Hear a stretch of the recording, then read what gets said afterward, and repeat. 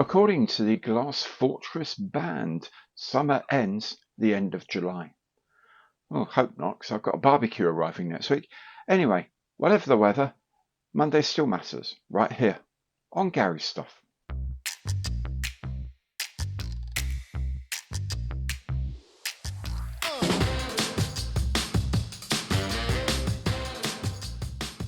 Hi, I'm Gary. Welcome to the channel. Welcome back. If you've been here before, today indeed is Monday Matters.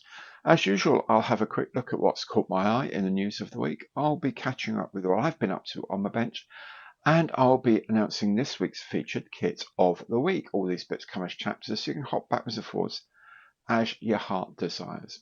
And if you'd like to support the channel, then the easiest way to do that for free is to subscribe. Make sure you also hit that bell and you'll be notified of all my future content as it is published. And of course, anything you see on the channel you like, please do give it the old imperial thumbs up on the like button below, because every like counts. And if you would like to make a more concrete contribution to the channel, you can do that through any of my online partners, details of which are in the information box below.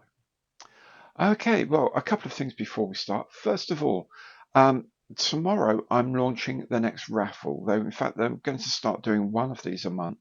So tomorrow is essentially August's raffle, and it is for a 1/72nd scale TAMIYA kit of the de Havilland Mosquito. The box, however, has been signed by George Dunn, DFC and Croix de Guerre, a very extraordinary pilot from World War II, from Bomber Command, who flew many missions over Germany, several of which were in the Mosquito.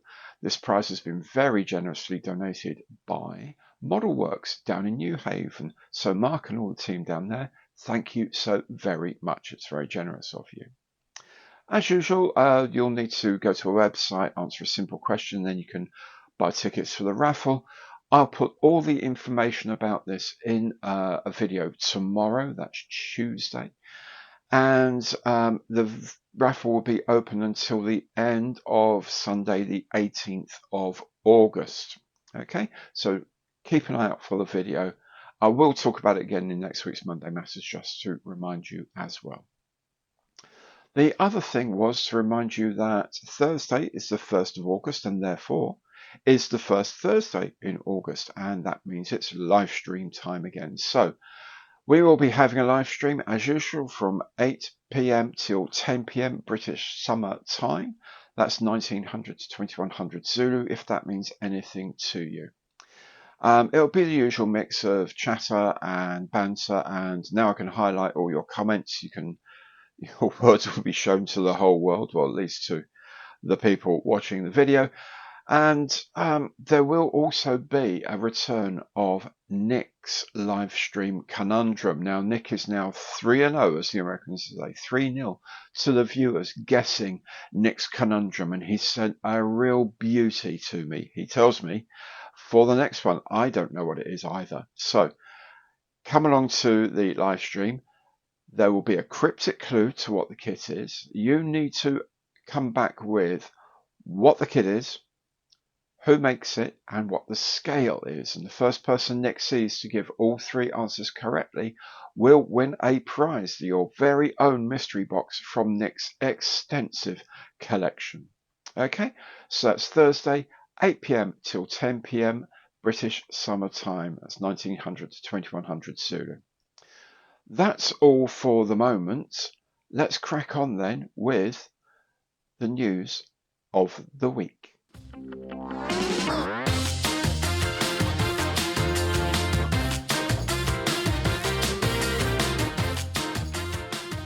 GASPATCH has a new 1/72nd scale version of its excellent ME163 Comet, this time as a 3D printed resin kit. The instructions, as ever, look excellent, with a very clear definition of what is a part and what is the 3D support.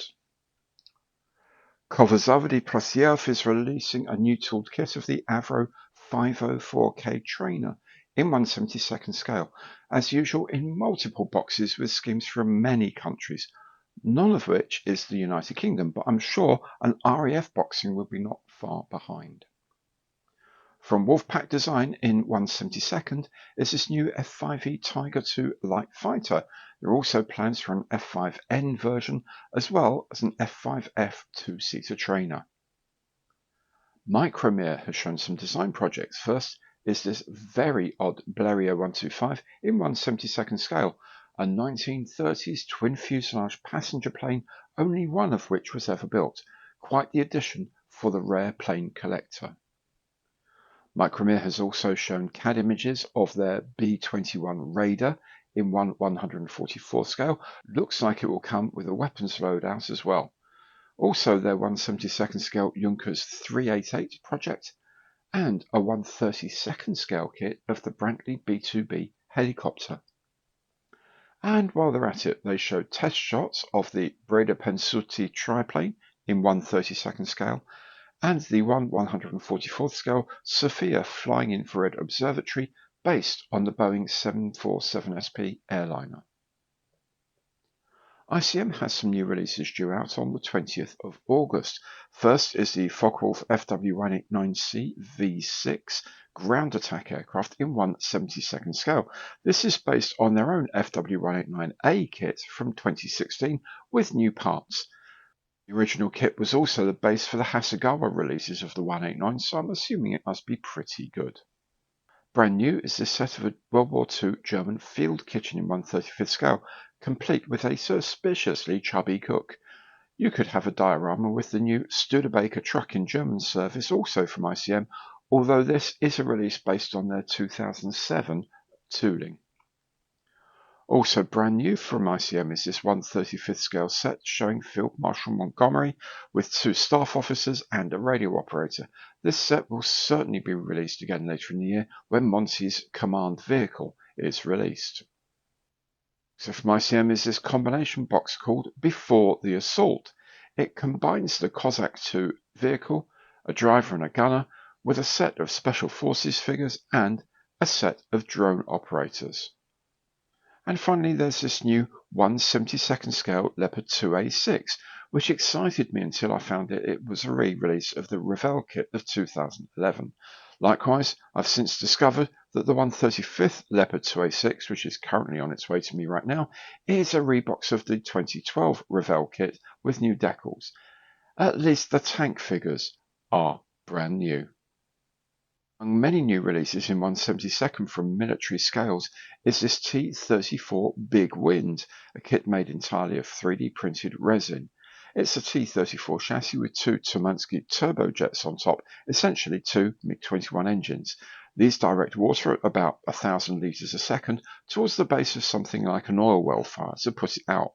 Apparently the idea worked very well when used during the 1991 Gulf War. Joining the growing number of ambulance vehicles available in 1/35 is the new MINIART L701 truck. It's also available with other regular transport schemes. TAMIYA has shown a new Panzer I version B coming out in 1/35 scale. Looks quite cute, and at least it's not another Tiger. Also quite cute is the new 1/35 scale of the KOVOZAVODY coming out soon from MENG, an essential for the Africa Corps diorama.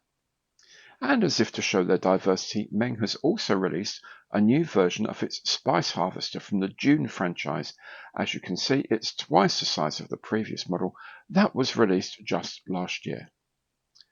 And finally, from LIANG Model are 2 very odd figures for your 1/35 scale diorama. One is of the graphic novel character Tank Girl, the other is a soldier sitting on 2 stick grenades. You can make up your own caption for that one.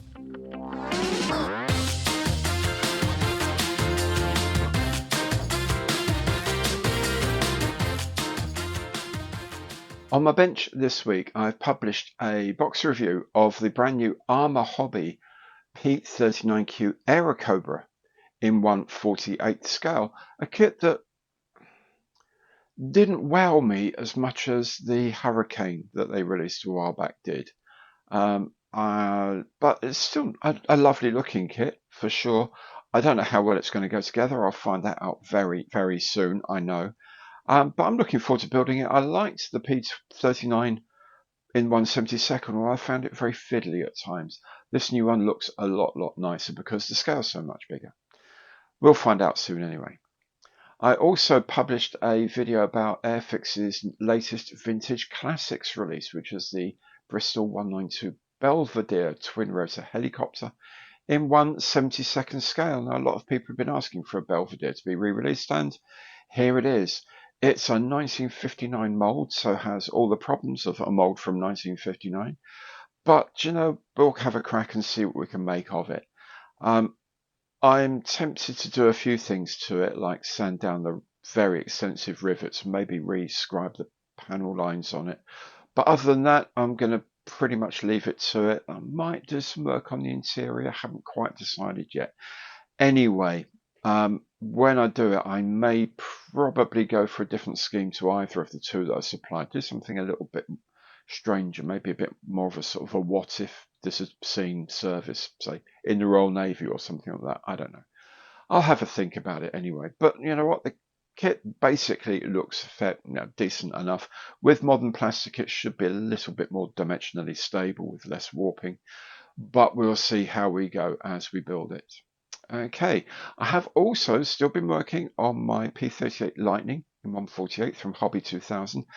That is just to put the undercarriage on today, so all that's left from that is the gear doors, propellers, and that's pretty much it really.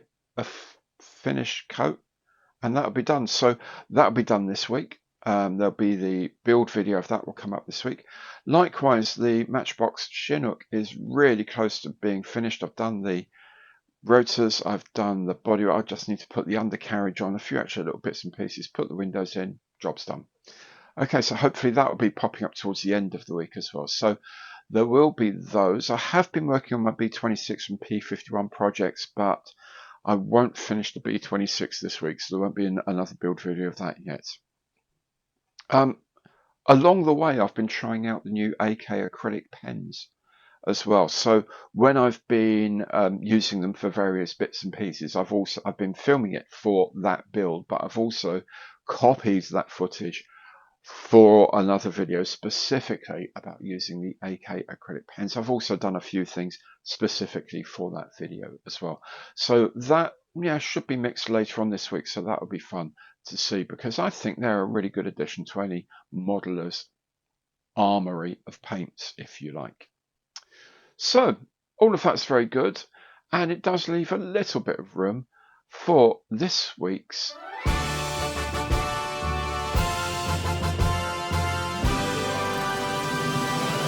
featured kit of the week. And the featured kit of the week this week is going to be the BF109F in 1/48 scale from Edouard, and it's the weekend edition of the kit. Now, it's a popular subject, a very popular scale, very well reputed manufacturer, and it's at a very decent price. So it'd be good to see what's it really like. That will be coming up very soon on the channel. Lots of other videos, as I've said, will be coming. Don't forget things like the raffle as well, and don't forget the live stream. How will you best be placed to know when all of this material is published? Well, best thing to do, make sure you subscribe, hit that bell, and you'll be notified of everything I publish in the future, and it won't cost you a penny to do that. And of course, anything you watch on my channel that you like, please do give it the old imperial thumbs up on the like button below, because every like counts. Thank you so very much for joining me today. Hope to see you on the channel very soon. Take good care now, and goodbye.